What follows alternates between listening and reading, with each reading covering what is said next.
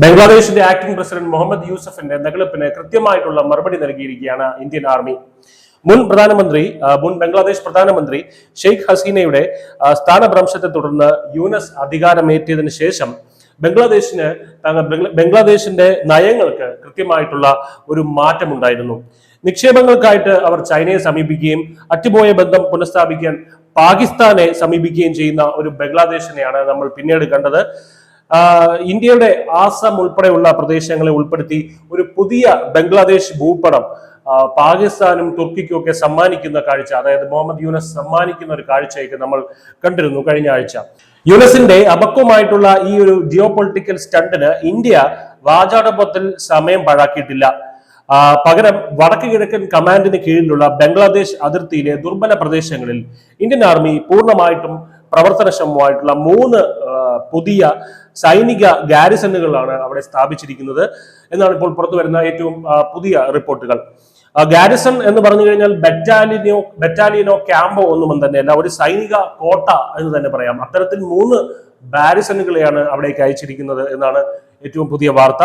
ഇന്ത്യയിലെ ഏറ്റവും സെൻസിറ്റീവ് മേഖലയായിട്ടുള്ള സിലിഗുരി പ്രദേശത്ത് തന്ത്രപരമായിട്ടുള്ള വിടവുകൾ അടച്ച് നിരീക്ഷണം വർദ്ധിപ്പിക്കുന്നതിനും പ്രതികരണ ശേഷി വർദ്ധിപ്പിക്കുന്നതിനും വേണ്ടി, ദ്രുതമായിട്ടുള്ള പെട്ടെന്നുള്ള ഒരു പ്രതികരണ ശേഷി വർദ്ധിപ്പിക്കുന്നതിനും വേണ്ടിയിട്ട് റഷ്യയിൽ നിന്ന് ഇറക്കുമതി ചെയ്ത S-400, നമുക്കറിയാം S-400 എന്ന് പറയുന്നത് ഒരു ആകാശ കവചമാണ്.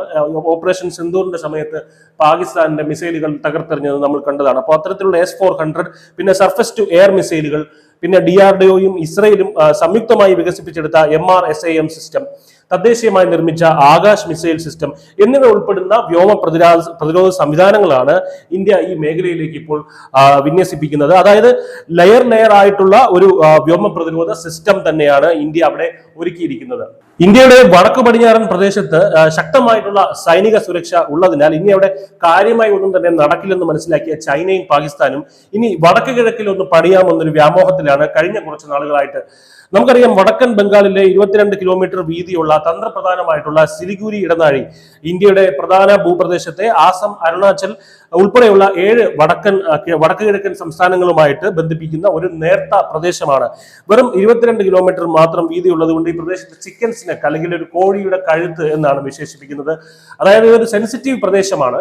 അതുകൊണ്ട് ഈ ചിക്കൻ സ്നെക്ക് അങ്ങ് പിടിച്ചെടുത്തു കഴിഞ്ഞാൽ ആ 7 വടക്ക് കിഴക്കൻ സംസ്ഥാനങ്ങളെ അങ്ങ് സ്വന്തമാക്കി കളയാമെന്നാണ് ചിലരുടെയൊക്കെ ഒരു ധാരണ. എന്നാൽ ഇന്ത്യൻ കരസേനാ മേധാവിയുടെ വാക്കുകളിൽ തന്നെ സിലിഗുരി കോറിഡോർ ചിക്കൻ സ്നെക്ക് അല്ല, പക്ഷേ എലിഫന്റ് സ്നെക്ക് എന്നാണ് പറയപ്പെടുന്നത്. അതായത് പശ്ചിമ ബംഗാൾ, സിക്കിം, വടക്ക് കിഴക്കൻ സംസ്ഥാനങ്ങൾ എന്നിവിടങ്ങളിൽ വിന്യസിച്ചിരിക്കുന്ന നമ്മുടെ മുഴുവൻ സേനയും ഒരുമിച്ച് അവിടെ അണിനിരത്താൻ കഴിയുന്നതിനാൽ ഇത് നമ്മുടെ ഏറ്റവും ശക്തമായിട്ടുള്ള മേഖലയാണ് എന്നാണ് അദ്ദേഹം പറയുന്നത്. ഇടനാഴിയുടെ സുരക്ഷയ്ക്ക് നേതൃത്വം നൽകുന്നത് ത്രിശക്തി കോർപ്സ് ആണ്.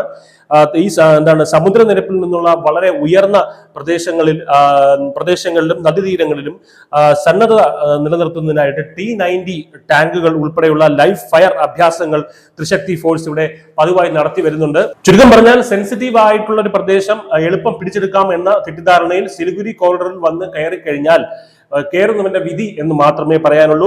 എന്തായാലും ഇന്ത്യയുടെ ഈ നീക്കം വെളിപ്പെടുത്തുന്നത് ഇന്ത്യയുടെ പ്രാദേശിക ഐക്യത്തിനെതിരെയുള്ള ഒരു പ്രതീകാത്മക ആക്രമണം പോലും, അതായത് ഈ ഭൂപടം കൊടുക്കുന്നത് പോലെയുള്ള പ്രതീകാത്മക ആക്രമണം പോലും ഇന്ത്യ സഹിക്കില്ല എന്നുള്ളത് തന്നെയാണ്. കേവലം ഒരു മാപ്പ് വരച്ചതിനാണ് ഈ മറുപടി എന്ന് ഓർക്കണം. ശത്രുക്കളോടുള്ള ഇന്ത്യയുടെ സന്ദേശം വ്യക്തമാണ്. ഭൂപടങ്ങൾ കടലാസിൽ വരയ്ക്കാം, പക്ഷെ അത് ഭൂഖണ്ഡത്തിൽ വരയ്ക്കാൻ ഇത്തിരി കൂടി മൂക്കണം എന്ന് തന്നെയാണ് എന്റെ അർത്ഥം. എന്ത് തന്നെയായാലും ഇസ്ലാമാബാദിലും ബീജിംഗിലും കണ്ടെത്തിയ സഖ്യകക്ഷികളെ പ്രീതിപ്പെടുത്താൻ ബംഗ്ലാദേശ് രാഷ്ട്രീയ കളികൾ കളിക്കുന്നുണ്ടാകാം. പക്ഷെ ഇന്ത്യ ഒരു കളി മാത്രമേ കളിക്കുന്നുള്ളൂ, അത് ദേശീയ സുരക്ഷയാണ്. News desk India Malayalam.